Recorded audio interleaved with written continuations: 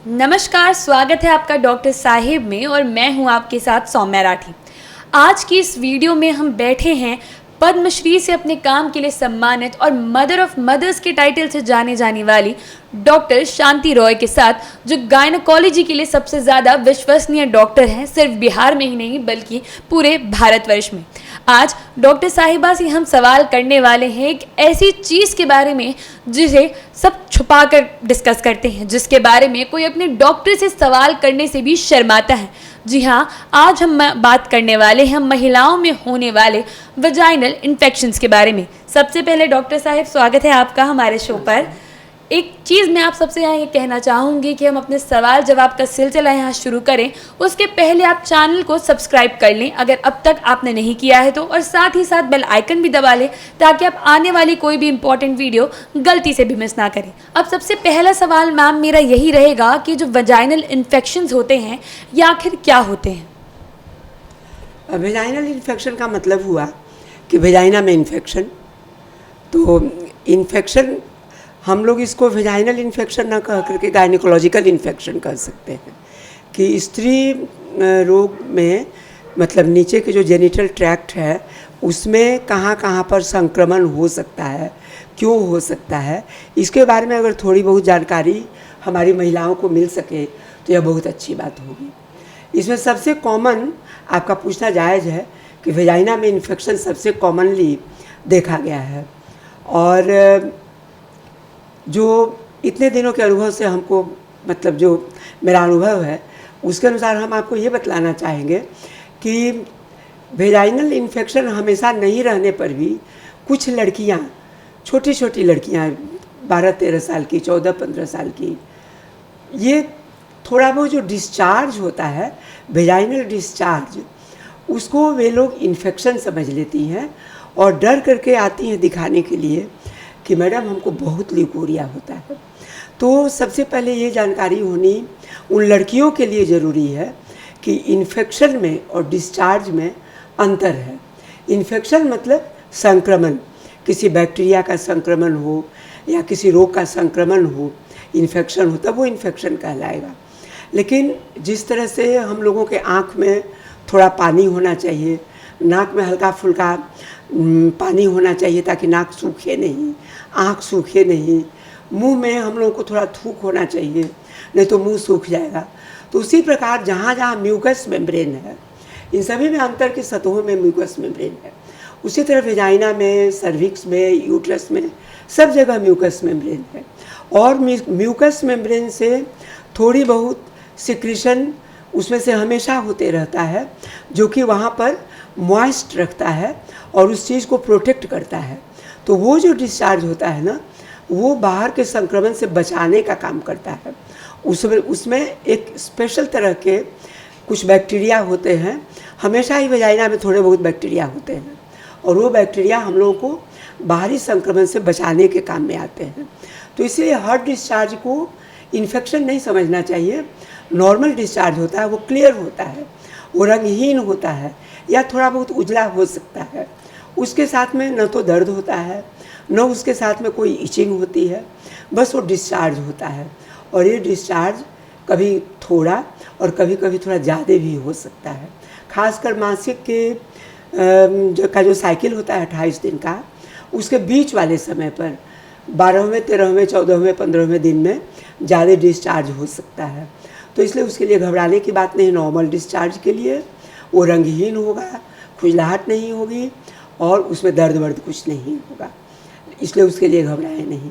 अब बाकी बचे इन्फेक्शन वाले डिस्चार्ज, तो इन्फेक्शन भी काफ़ी कॉमन है हम लोगों के यहाँ, और कभी कभी अनमैरिड लड़कियों को भी, वैसे यूजुअली इन्फेक्शन होता है मैरिड लोगों को, जब वे लोग मतलब पति से संसर्ग करने लगती हैं तो उसके बाद या डिलीवरी के बाद।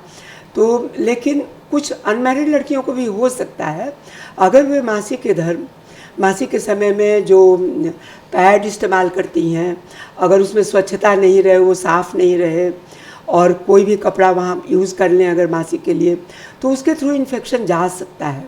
इसलिए मासिक के समय जो पैड यूज़ करते हैं उसमें स्वच्छता का रहना बहुत ज़रूरी है, और स्टैंडर्ड चीज़ ही यूज़ करना चाहिए। अगर घर का कपड़ा आप इस्तेमाल करती हैं तो उसे ज़रूर अच्छे से धोकर सुखाकर और तभी उसको लेना चाहिए, साफ़ होना चाहिए और तब उसको डिस्पोज कर देना चाहिए। बेहतर ये है कि एक कपड़े को दोबारा न यूज़ किया जाए। अगर दोबारा यूज़ भी करना हो तो उसको अच्छे से साफ़ करके उसके बाद, तो ये ज़रूरी है। और इन्फेक्शन तो तरह तरह का हो सकता है। एक अहम सवाल यहाँ मैं ये करना चाहूँगी कि जैसा आपने बताया कि कई बार ये डिस्चार्ज होना नॉर्मल है और लड़कियाँ अक्सर, महिलाएं अक्सर कंफ्यूज हो जाती हैं, भ्रमित हो जाती हैं, लेकिन कब समझा जाए कि ये जो डिस्चार्ज है वो इन्फेक्शन का संकेत है और अपने अपने डॉक्टर को, अपने गायनेकोलॉजिस्ट से संपर्क करना चाहिए? अगर ये बहुत अधिक डिस्चार्ज होता है और साथ में उसके खुजलाहट होती है, प्रूराइटस होता हो, खुजली होती हो वहाँ प्राइवेट अंगों में, या उस डिस्चार्ज का कलर पस के जैसा हो या थोड़ा बहुत ब्लड मिला हुआ जैसा हो, तो उसके लिए डॉक्टर से मिलना ज़रूरी है। ये जो इन्फेक्शन होता है ये शुरुआती दिनों में तो उतना घातक नहीं होता है, तो इसका क्या सही उपचार है जो किया जाना चाहिए? हाँ, बिल्कुल सही उपचार है। पहले तो डॉक्टर से मिल, अगर मान लीजिए वहाँ पर पेन रहता, दर्द रहता है नीचे या पेड़ों में, या वहाँ नीचे खुजली होती है, या डिस्चार्ज का रंग रंगहीन नहीं है, वो रंग है उसमें खास करके पीला रंग, क्रीम का कलर का रंग या मटमैला रंग, तो डॉक्टर से मिलना ज़रूरी है और डॉक्टर उसकी पहचान करेगा कि किस तरह का इन्फेक्शन है। हम लोगों के यहाँ 3 तरह के इन्फेक्शन बहुत कॉमन है। एक है ट्राइकोमोनस का इन्फेक्शन, दूसरा है ईस्ट का फंगल इन्फेक्शन और तीसरा है बैक्टीरियल वेजाइनोसिस। तो बैक्टीरियल वेजाइनोसिस सबसे ज़्यादा कॉमन है। इसमें भी बहुत इचिंग होती है और उसमें बदबू होती है, मछली के जैसा, मछलियों से जैसी बदबू आती है ना, उस तरह की बदबू उसमें आती है। तो डॉक्टर उसको देख के पहचान लेता है और पहचानने के बाद उसकी दवा मेट्रोनिडाजोल यूजुअली दिया जाता है और उसे उसका इलाज करता है। अगर सही समय पर पहचान ना की जाए और अगर इस इन्फेक्शन को सही इलाज ना दिया जाए तो ये कितना घातक साबित हो सकता है? कभी कभी कोई इन्फेक्शन नीचे में न रह करके ऊपर की ओर, यूट्रस की ओर, फैलोपियन ट्यूब की ओर भी बढ़ सकता है। और कुछ इन्फेक्शंस ट्राइकोमोनस और मोनीलियम, ये फंगल इन्फेक्शन उतना नहीं, लेकिन बैक्टीरियल इन्फेक्शन भी हो सकता है जिसमें कि पस जैसा डिस्चार्ज होता है। तो खास करके बैक्टीरियल इन्फेक्शन के ऊपर की तरफ में फैलने की संभावना बहुत अधिक रहती है और अगर ऊपर की ओर फैलेगा तो यूट्रस को अफेक्ट करेगा, यूट्रस में एंडोमेट्राइटिस होगा, ऐसे लोगों को फिर बाल बच्चा होने में दिक्कत होगी। क्लेमाइडियल इन्फेक्शन होता है, वो फैलोपियन ट्यूब में चला जाता है, फैलोपियन ट्यूब को बंद कर सकता है या उसमें ऐसी गड़बड़ी पैदा कर सकता है कि ट्यूब डैमेज हो जाए, बाद में उनको इनफर्टिलिटी हो जाए, बच्चा हो ही नहीं। कभी कभी तो ऐसा भी होता है कि एब्सेस, घाव बन जाता है भीतर में, पेड़ू के अंदर, नीचे ही में न रह करके वो घाव पेड़ू के अंदर बन जाएगा और एब्सेस बन के वो एब्सेस कभी कभी फट जाता है और अगर उसका भी समय पर इलाज नहीं हुआ तो महिला की मृत्यु भी हो जा सकती है। इसलिए कोई भी इन्फेक्शन हो उसका समय पर उपचार कर लेना बहुत आवश्यक है। एक अंतिम सवाल मैं ये पूछना चाहूँगी कि किन महिलाओं को इसका खतरा ज़्यादा होता है और वो किस तरीके से अपना बचाव कर सकती हैं?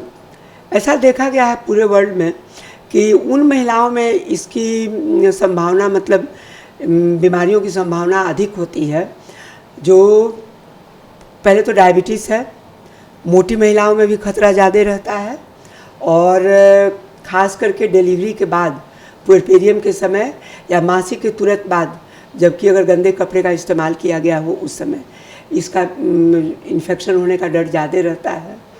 और जो बीमारी हम बताए अभी कि बैक्टीरियल इन्फेक्शन या क्लेमाइडियल इन्फेक्शन जो फैलोपियन ट्यूब को भी प्रभावित कर सकता है, एब्सेस बना सकता है, रप्चर कर सकता है, जानलेवा हो सकता है, इनफर्टिलिटी करा सकता है, वो बीमारियां उन लोगों में अधिक देखी गई हैं जो कि पति के साथ साथ, मतलब किसी और एक से अधिक पुरुषों के साथ रहती हूँ या जिनके पति और स्त्रियों के साथ में भी आवागमन करते हों या जो लोग मतलब सेक्स बिजनेस करते हैं, उन महिलाओं में ज़्यादा देखा गया है इस बीमारियों को। इसलिए सेक्स से काफ़ी संबंध है और इनमें से कुछ बीमारियां सेक्सुअली ट्रांसमिटेड होती हैं जो कि सेक्स के द्वारा फैलती हैं। इसलिए सेक्स के संबंध में भी मतलब कंट्रोल या संयम बेहतर होता है। तो देखा आपने कि किस तरीके से डॉक्टर शांति रॉय ने वजाइनल इन्फेक्शन से जुड़ी हमें इतनी महत्वपूर्ण जानकारियाँ दी है कि एक छोटा सा इन्फेक्शन जो महज कुछ दवाइयों से ठीक हो सकता है, अगर उस पर ठीक तरीके से ध्यान ना दिया जाए, उसका इलाज ठीक तरीके से ना कराया जाए, तो वो बांझपन जैसी चीज़ों को आगे प्रभावित कर सकता है, एक महिला को इनफर्टाइल बना सकता है, और तो और कुछ ऐसे केसेस भी उत्पन्न हो सकती हैं जहां महिला की जान जा सकती है। ऐसे में ज़रूरी है कि अगर आप ऐसे किसी भी इन्फेक्शन के संकेत अपने शरीर में महसूस करें तो आप सीधे अपने डॉक्टर से संपर्क करें, ताकि सही इलाज के साथ जो बीमारी इनिशियल स्टेज में ख़त्म की जा सकती है वो आगे जाके कोई ज़्यादा विकराल रूप ना ले ले। बहुत जल्द मुलाकात होगी डॉक्टर साहिब की एक अगले ही इस एपिसोड में। तब तक के लिए अगर आप इस वीडियो को फेसबुक पर देख रहे हैं तो पेज को लाइक और शेयर ज़रूर करें। अगर आप इसे यूट्यूब पर देख रहे हैं तो चैनल को सब्सक्राइब करें। आप डॉक्टर साहिब के लिए कमेंट सेक्शन में सवाल भी छोड़ सकते हैं। धन्यवाद।